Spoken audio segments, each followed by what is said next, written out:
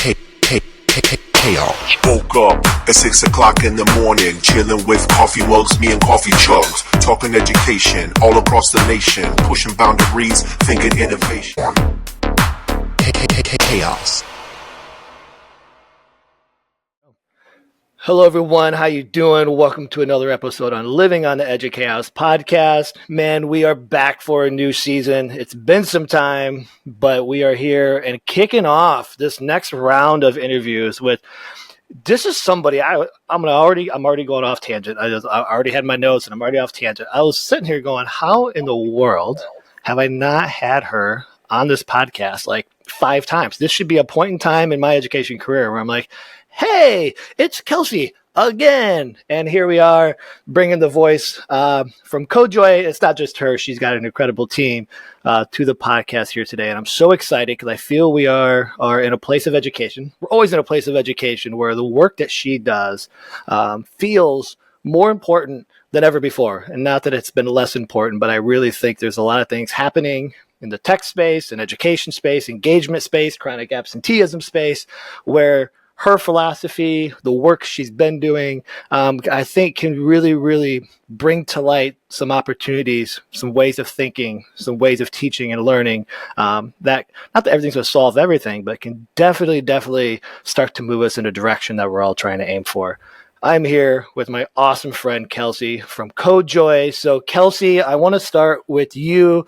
For those who don't know who you are, I think in Iowa, that would be a very, very few minimal people, but I know there are listeners beyond Iowa, and you're not even from Iowa. Who are you? What do you do? And what in the world do you got going on? Yeah, so hey everybody, thanks so much for having me on today, Aaron. I've been really looking forward to chatting with you. I've listened to your podcast myself and just right back at you. I deeply respect the work that you do and have been doing. And so it's really good to be on the podcast. So I'm Kelsey Derringer. I'm the co-founder and CEO of CodeJoy. And we are an educational media company, and we are pioneering live interactive educational media. And we do that for kids through an interactive TV show for the classroom. So think like Sesame Street, but the kids actually get to control the characters during the show by learning how to code, of course. And then for teachers, we do a ton of professional development as well. So we teach teachers how to use physical computing tools like microbits, hummingbirds, makey-makeys, finches, climate action kits. We're actually expanding our product line that we carry and support this year. But we teach teachers, especially tech-hesitant teachers or non-STEM teachers, or kind of like everybody else who hasn't really felt invited to like the party. We teach those teachers how to incorporate technology meaningfully into their classrooms. We really focus on like project-based learning, on we talked a lot this summer when we worked together, Aaron, about like different pedagogies, and so we really try to keep our training focused on both deep content knowledge and connections to pedagogy. So you'd also ask like, what are we up to lately? Everything. Up to everything, as always. Yeah. Hashtag startup life. Right. It doesn't even feel right to call us a startup anymore because we've been around for about 5 years now, but the energy is still fun and a little manic and a lot around here. Yeah. Well, go ahead. Let's build off that, like that idea. I mean, of like that kind of startup energy, the work that you're doing with the project-based learning and the virtual robotics classes where kids can manipulate the robots. And for those listening, we will get all these links in the show notes so you can check all this out, and we'll definitely make sure we get it plugged at the end. To me, you guys embody like the message you put out to educators, and you're talking about trying to reach and support those educators that maybe they don't feel the confidence to have that mindset of like, oh, I don't know if I can do STEM. Oh, that kind of like, I'm not a computer science teacher. We hear these kind of phrases, but your work, not just in what you deliver to classrooms, but also as, running a business and learning new things. And you just talked about bringing in new platforms and connections, that idea of a lifelong learner.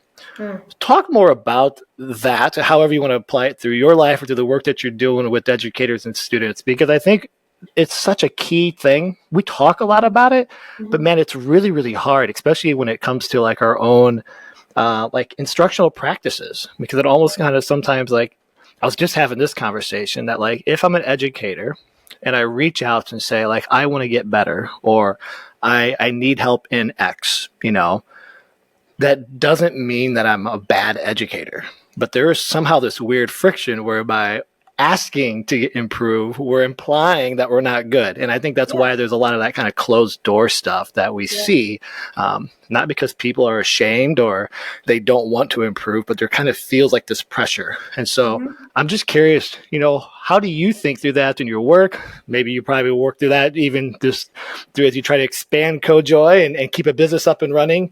What are some of your thoughts around that? Or, because I think what you guys do so well is help that light bulb moment for a lot of folks go, oh, I can do this. Oh, maybe it's not so hard as I thought, but boy, this is really fun. Well, learning for me, and I think really for everyone, is a really vulnerable experience. Because in order to learn something, you have to admit that you don't know it. And if you pretend to know it, then you actually aren't going to be very good at learning it, because people will assume you know things you don't know. And so the process of learning, whether you're a third grader or a 30-year-old or a 60-year-old, is a very vulnerable process, because you admit, okay, I don't know this thing. And then you have to try something new. And sometimes it's even in front of other people. How mortifying is that? To try something new in front of someone else. So that's very much been my background as a person. I think learning is very vulnerable and very personal, because, especially when we're talking with adults, I can't tell you what they're bringing to the table, what experiences they had in childhood, what experiences they had in university, what experiences they've had in the classroom. They are bringing a lot of individual experiences. And so in order to teach them, I have to get to know them a little bit, and I have to let them get to know me as well. And so I do try to bring my personal experience into especially when we do all of our teacher professional developments, all virtual. So we'll be on Zoom. It'll be me in my studio and like 35 or 40 teachers from, sometimes they're all in the same room. Sometimes they're spread out from Washington to Puerto Rico, and you got to create that connection. So, my background is both as a teacher and as a performer. I've been on stage since I was 3, and but I never intended to become a technology teacher. I was going to be an English teacher or maybe a social studies teacher. I wasn't sure exactly when I went into college. I got a couple of scholarships for each, and I settled on English because I had really good English teachers. Just shout out Rob Schiebel, Valley High School, West Des Moines, Iowa. Amazing English teacher. He and I are still friends. We still grab coffee whenever I go home. But those were the examples that I saw of people who were being vulnerable, learning right in front of me, learning with me. And I said, that's what I want to do too. And then I got into the regular education classroom, and I found that I wasn't having the level of impact that I wanted to. Because I think a lot of teachers have this experience as you graduate college, and I was so ready to be the best teacher ever. I got scholarships, I got A's, I got over 100% in some of my classes because I'm a little go-getter. Yeah, I'm a little Hermione Granger with a Midwest accent. But I got into the classroom, and I was okay. Because I was 23, and no one's great at anything when they're 23. Right.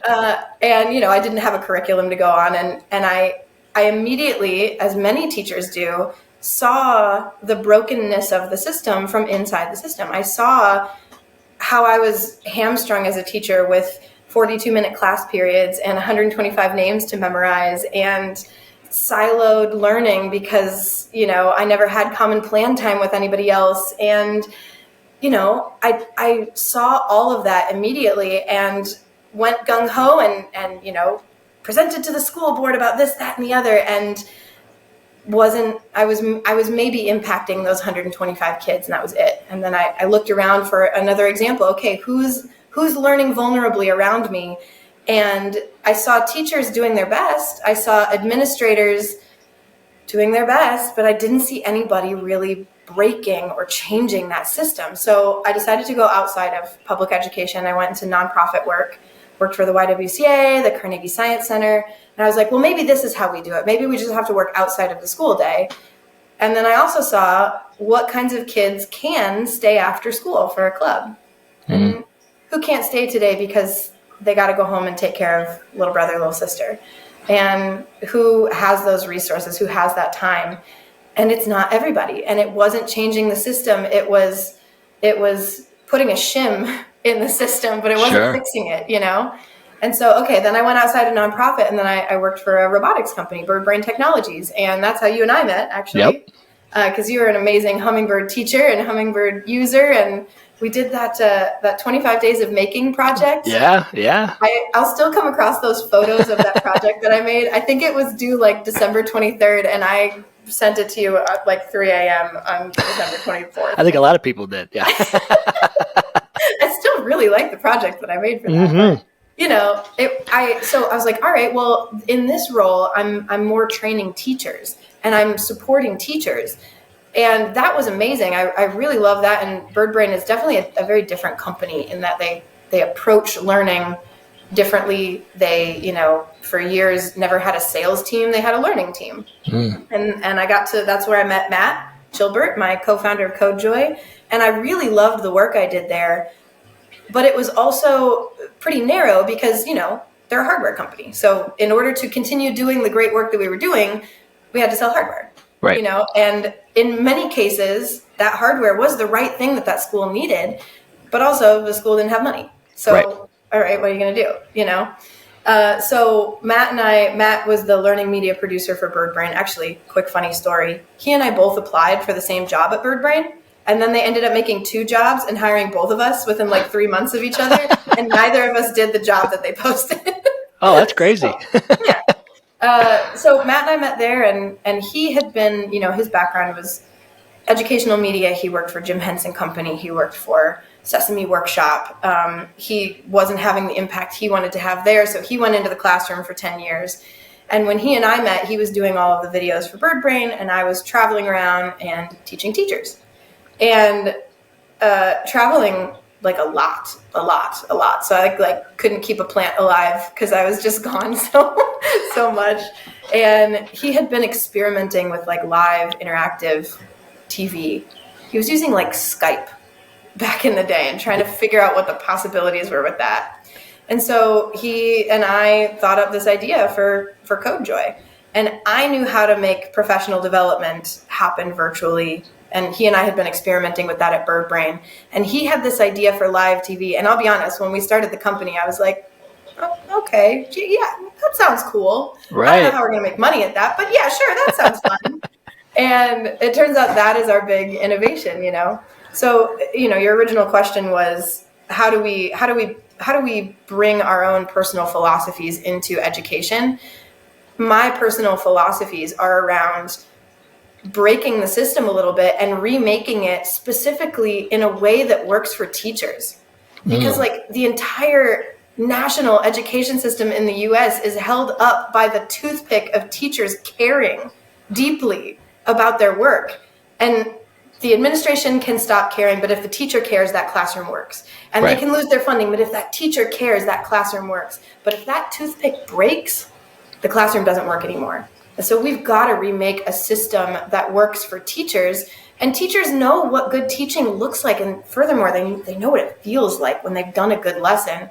So I feel like our role is in supporting teachers to do what they know is good and right and what works for their kids. I love that. Thanks for sharing that story. I think it sets a lot of foundation. I mean, I've known you now for quite some time, and just, you know, I always learn something new about you and your ideas every time we connect and collaborate and do that work, you know. And as you're sharing that story, I'm trying to think, you know, so you broke the mold, you have this opportunity now to empower others to do this important work of teaching and learning, and you're doing it through your live, you know, TV or video online streaming. I know the idea of TV probably even has a different name anymore, or definition as we think about TV. And your workshops and just the stuff that you guys provide and offer for anybody, because you do a lot of things that are free, you know, to provide those spaces. So I'm thinking then about the classroom teacher that is passionate and loves, is that toothpick keeping the stuff going. And they do have some of those constraints that we try to, work between the spaces of all the obligations that educators face. Talk to me a little bit. Where I'm going with this question is trying to help an educator who thinks like, oh, I don't have time, or I can't do this because the curriculum says I can't, or, whatever it is. And those are, in some cases, the realities.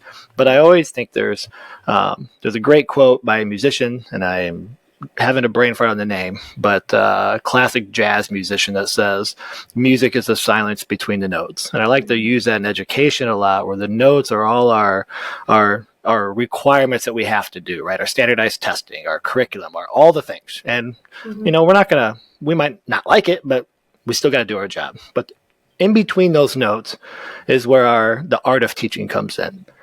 So as you guys create these interactive virtual spaces where we've all been through COVID, and we also, I think a lot of people realize how hard it is to teach and learn online. We're in person, and we're seeing even after that a lot of disengagement in classrooms for a whole variety of reasons, which we don't need to unpack for this podcast. But how do you guys go about designing, thinking, opening up that whole idea of vulnerability to help people see themselves and see ideas in new ways? And the reason I'm asking that is because I think a lot of educators are trying to find how to do that, and they're not quite sure. And I think they sometimes don't realize it's like right underneath their nose, And so as you guys create those interactive things, and you do have an impact, I have seen it. I've seen the notes. I've seen the experiences, How do you guys go about that kind of planning and thinking in hopes that maybe it might inspire a teacher to go, ooh, I didn't think about remixing my own toolbox that way? What a kind question to ask. Let me see. So when we're designing our online learning experiences, we're not just thinking about what we're doing on the screen. We're really focusing on what is the user's experience of that. Mm-hmm. So for students, the point of being on a live show with us is to have a communal experience with your class.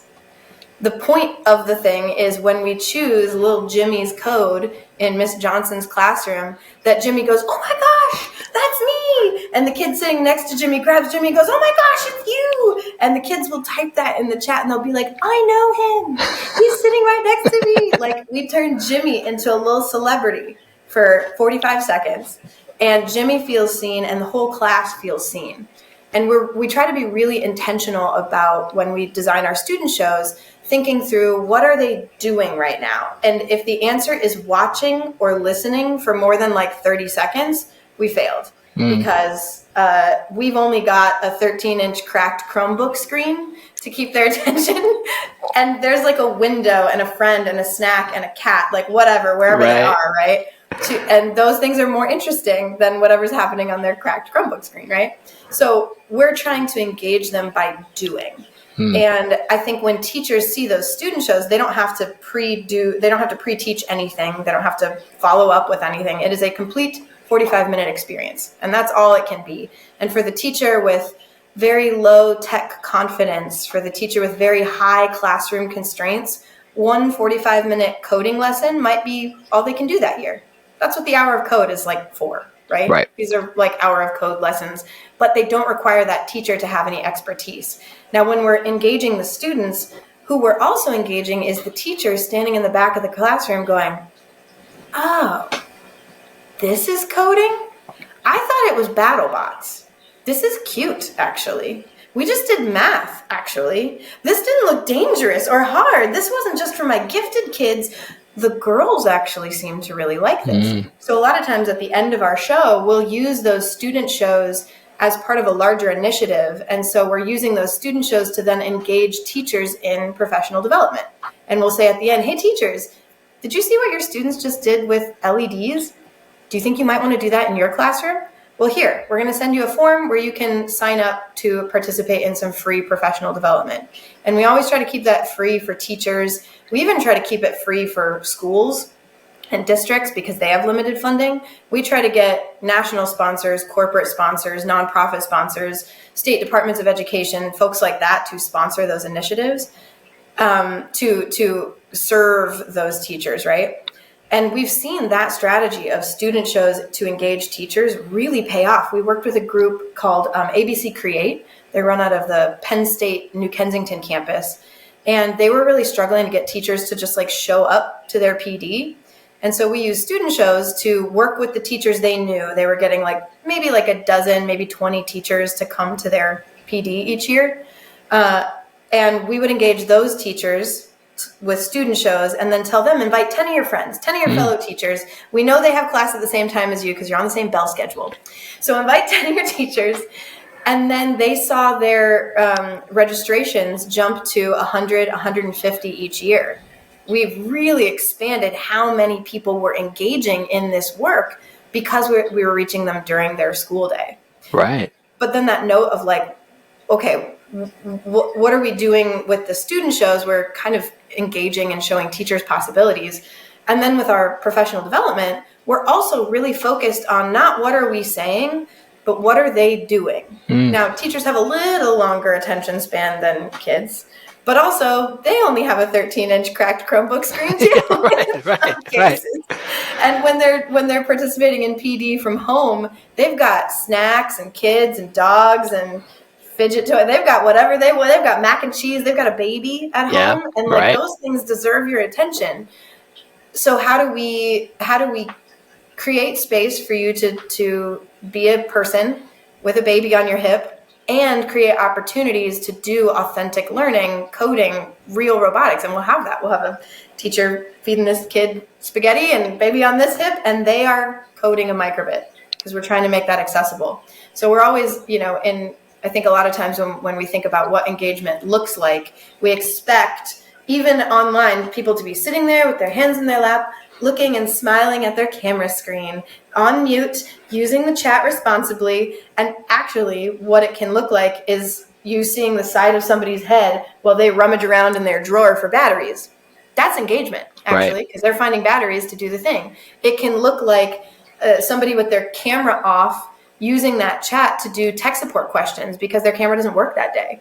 It can look like them holding their microbit up to their webcam and showing the little animation that they created. Like, it can look like all sorts of different things, but in an age where screens have really taken over the classroom, we try to use screens to create real world engagement.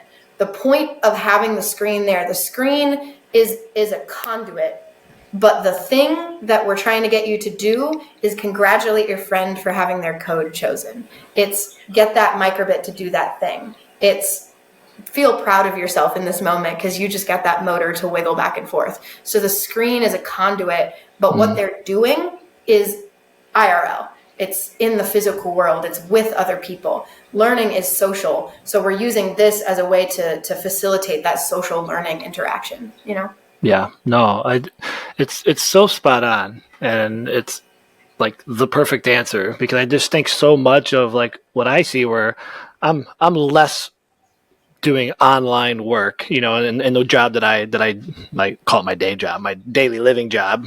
We all do lots of things, and where I'm in classrooms and I'm in schools, and what I see is so much conversation, so much emphasis on like what is the teacher doing or not doing.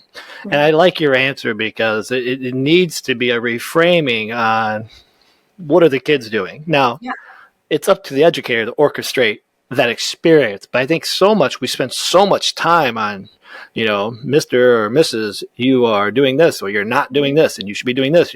And I think that's where, maybe kind of coming back, I'm kind of having this loop aha moment, where I was talking earlier about where teachers sometimes are a little hesitant to say like, hey, I want to get better because it feels like you can't win. Like over time, if there's all this stuff of what you should or shouldn't be doing, and every time you go to an in-service or every time you have a meeting, it's one more thing that teachers should be doing. How do we reframe that? I like how you phrase it.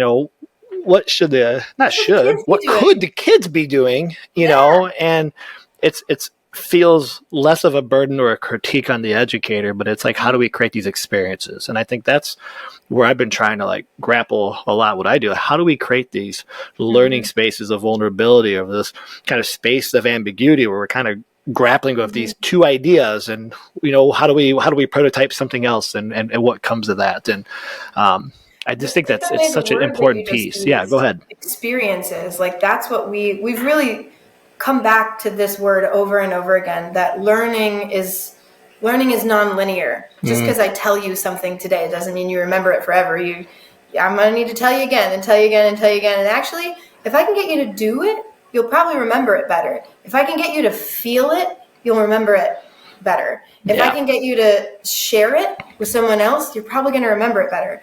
Learning is not a transmission of information. It's an experience. And I think so many textbooks, curricula, in-service days are about transmitting information, and that's just not how we learn. Like, no. I'm personally very interested in human evolution, especially the period of human evolution from like 100,000 years ago to about 4,000 years ago. And like that's the hardware that we're built on. The hardware here, the brain, the body, the legs, the whole thing, that's all really old. And we're running a bunch of new software on it, right? Picture like your Nokia phone from 1997 trying to run a YouTube video. And like, that's not gonna work. Right. We're trying to do that. We've got a million tabs open in our head as teachers, as people, and we're trying to run all this brand new software called social media, called Steam, AI. We're trying to run all this new software on this old piece of hardware. And the body, the mind, they learn together, and they learn through experience. They learn by touching the hot stove and pulling your hand off and having a scar to show for it. Learning hurts. Yeah. Actually learning something new, it's uncomfortable. Sometimes it hurts. And I think sometimes we want to smooth out that learning process so much. We want to make it so friendly that we forget that part of experience is ouch. Yeah. Part of experiencing something is, well, nope, my tower fell down. Yeah. And creating the experience also means creating a safe space for kids to let their tower fall down. And it's also about creating that experience for a teacher, creating a safe space for a teacher to try something and have it fail. And I know administrators are like, oh, we've got to get these kids on standard. We've got to get them testing well. There's no room for failure. I'm so sorry, but there has to be. Yes. Otherwise, there can't be learning. Right. If there's no room for failure here, there's actually no room for learning. So when we're doing our professional development experiences, our student experiences, we always create that experience, that room for like, try this out. How did it work? How did it break? Here's a tech support person. They can pop into a breakout room with you, but also like, let's build this code one way and see how it works and how it doesn't. And then let's build the code a different way and see how that solves different problems. So like you have to create that space to experience. Like, experience is the best teacher. It's actually, in my opinion, the only teacher. Yeah. So by trying to smooth out that experience, we're actually smoothing out the learning, which kind of defeats it a little bit. Yeah. So, as you're sharing that, it's got so many thoughts that come to mind. I'm thinking about, I know we've had conversations just through all our work, as you were talking about that experience piece and kind of working through the iterations of failure, or things working or not working. And then even just allowing time to, like you talked about, a tower falls over, just providing time for a kid to build it again, to realize that nothing is ever like perfect. Like I always think, that's one thing I try to do in the project stuff I create is like, there's never like a final, like there's nothing more to be done. Like we might we might reach a threshold with our constraints where we do, just for the sake of time, have to move on, or through so many interactions, like, here is where I'm at, we can always continue to learn and build, but sometimes we do have to move on. And I'm thinking about a couple of things, I always called it like the muckety muck, like I always try to tell teachers, like there's a point anytime you create these experiences where you might want to bang your head against the wall, or the kid might want to bang their head against the wall. That's when the learning really starts, because how are we going to navigate through that? And this is not to the point like we need kids in tears, but like we can't solve everything for them. Like there has to be a little bit of productive struggle. And like, cause when that does work, there's a sense of ownership of like, oh my gosh, like my idea actually worked. Like the light turned on because I did the code, not because my teacher came over and overtook my keyboard and, no, that's cool. It works. But there's a different feeling when it's like, I did it. Yeah. And I think that is a huge opportunity that we need to think about. How do we put that into the spaces? And I know this summer, you and I, well, several of us put together a lot of AI learning for teachers. And I just wrapped up some AI workshops for a local community college in my area. And it was kind of this, like, I framed it with them of this whole entire workshop is not, I didn't say linear, but like you were talking about, it's not linear. We're like, we're going to learn this, we're going to learn this, we're going to learn this. And now you're an AI expert. Yeah. It's actually to create an evocative learning experience every time we're together, where I hope you walk out with actually more questions than answers.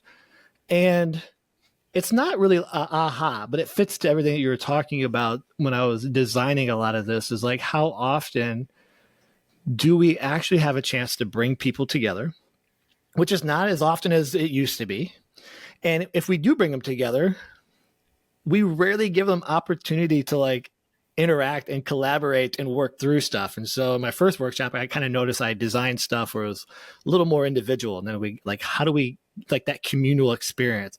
And it was awesome. Like the energy as they were working through and exchanging ideas and working with someone in HR that they don't normally get a chance to work with, but they're all part of the same, organization. And there's just a natural like human energy when sometimes as the instructor or teacher or whatever title we have, if we kind of just get out of the way, and just here's the context, here's the space, I've given you enough to get going, now let's go throw some ingredients together and see what happens. And I think there's like, we don't do enough of that because we think we need everybody doing the same thing at the same time to reach the same endpoint. And it's just been a fascinating kind of little endeavor working there at the higher ed, which I don't normally work in. And I also try to create those experiences at elementary. What's that look like in a high school? And what's that look like with adults? And it's kind of all the same things over and over again. And it's just like, we're missing opportunities here to like get people together to figure things out. There's a really formative book in my life. It's called The Artist's Way. The subtitle is A Spiritual Path to Greater Creativity. Have you read this, Aaron? I have, yes. Did it change your whole life? Yes, I think I have like 3 copies because I think I've read them and then I've given it away, and then I buy a new one and then I give it away. And yes. It's on my frequently ordered list on Amazon because I'm constantly buying it and giving it to people. They can't have my copy because I've written a bunch of stuff in the margin. Yes. And I always write it in different colors of pen. I read it for the first time in 2018. At that point, it was already 25 years old. So this is not a teaching text. But I would highly recommend that any teacher who's interested in like the alchemy of learning read this book, because it's like a 12-step program, except instead of getting over addiction, you're getting over the idea that you're not creative. Because we all are creative. And I think this book was super formative for me thinking about myself, but it was also very formative for me thinking about the people that I want to impact and the way that I want to improve whatever little corner of the world I get to inhabit. And Nelson Mandela has a quote that's like, freedom is not freeing yourself. Freedom is creating the opportunities for other people to achieve freedom. That's not exactly the quote, but that's the idea of it. And so I think when I'm working with students, when I'm working with teachers, there is an element of trust. There is an element of, I'm going to use the word faith, not in a religious context, right, but more in you have to have faith that if you put the right ideas out on the table and you create the right experiences around those ideas, that when you put creative individual humans in a space together, they will do something with it. And I think schools, which are tiny little bureaucracies, some of which are bigger than others, bureaucracy does not operate well with faith. Like those two things don't coincide next to each other very much. Bureaucracy is really like procedures. Bureaucracy is really like consistency. And they're really good at that too. In fact, if you want to serve a large number of people equitably, if you want to create a consistent experience for a lot of different people, you kind of need a bureaucracy. Like, that's why we invented writing, was to write down how much wheat you gave me so that I can give you the right number of cows when they're born next year, right? Like, that writing and bureaucracy are inextricably linked, right? But teaching, learning, this is, for me, a bit more spiritual. And I say that in like the broader sort of like woo-woo context, really. Because there's an element of trust. There's an element of faith of, it's not about me saying the right things. It's not about me presenting the right information. It's about me creating the right conditions for you to have an experience that changes you. Like, that is a bigger, more interesting, that is a life calling versus writing the standard up on the board and saying the thing that it says in the lesson plan that your district purchased for you. That doesn't trust teachers. It doesn't trust kids. And like, in my core, in the very pit of my stomach, I trust teachers to create transformative learning experiences if we let them.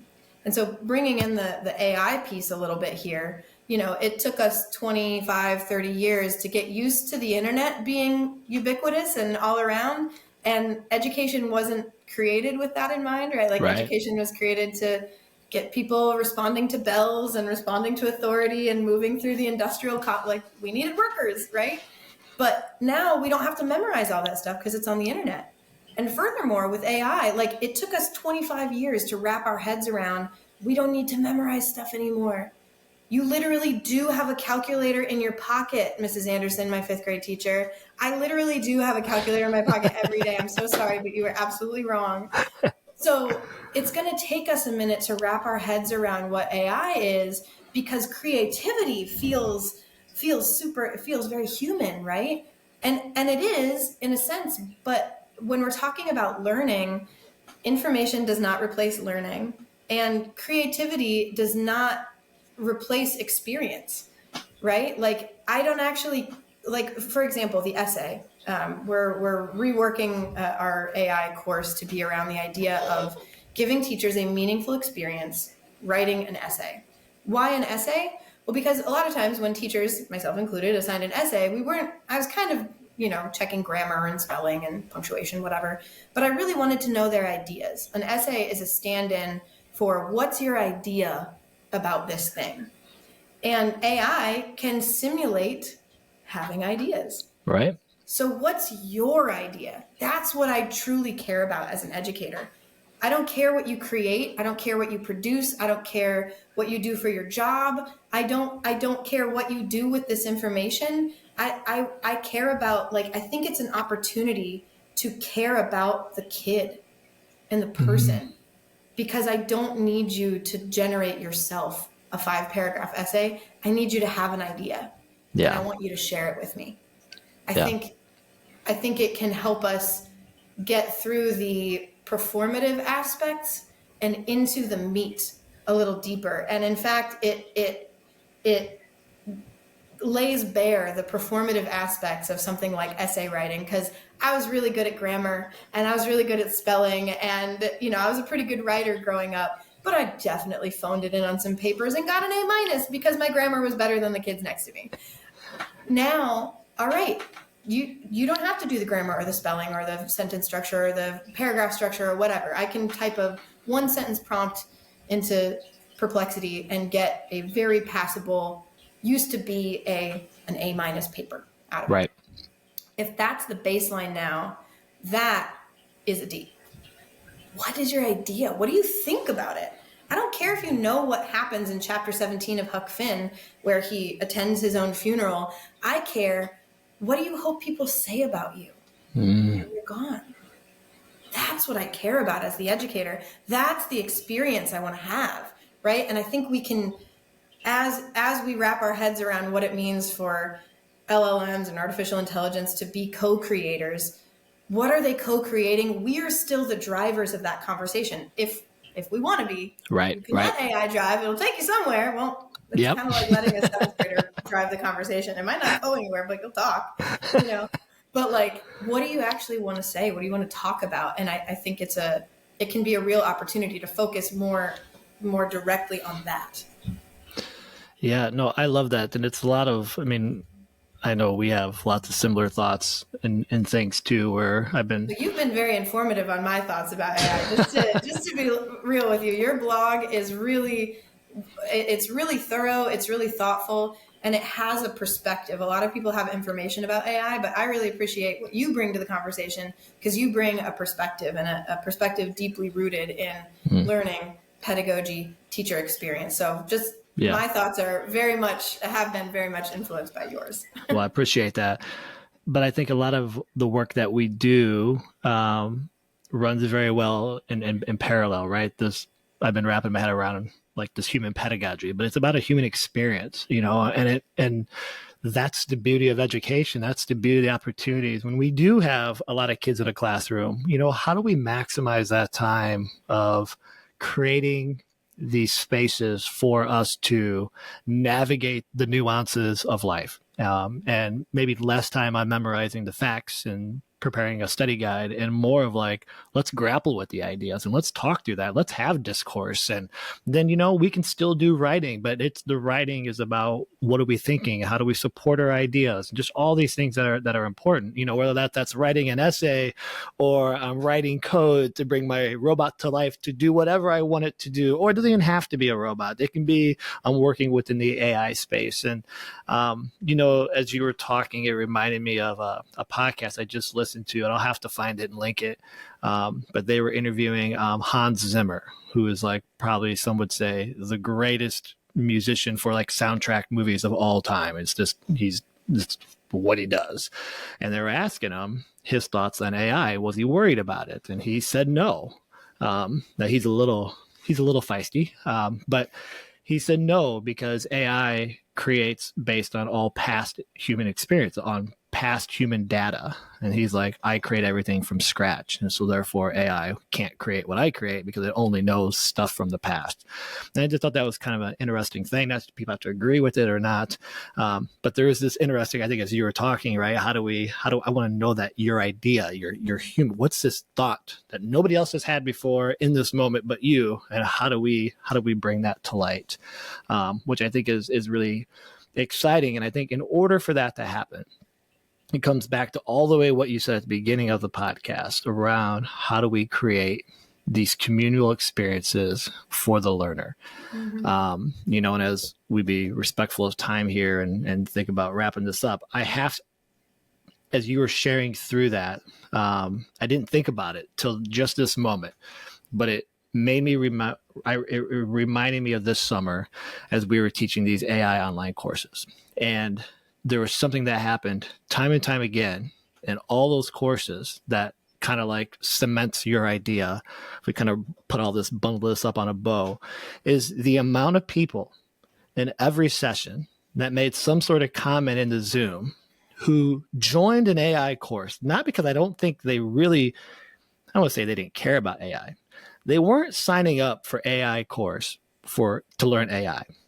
They were signing up for a CodeJoy course in which they have already done all the other courses, but Kelsey and Matt were going to be running this new course, and therefore I want to be part of this communal experience.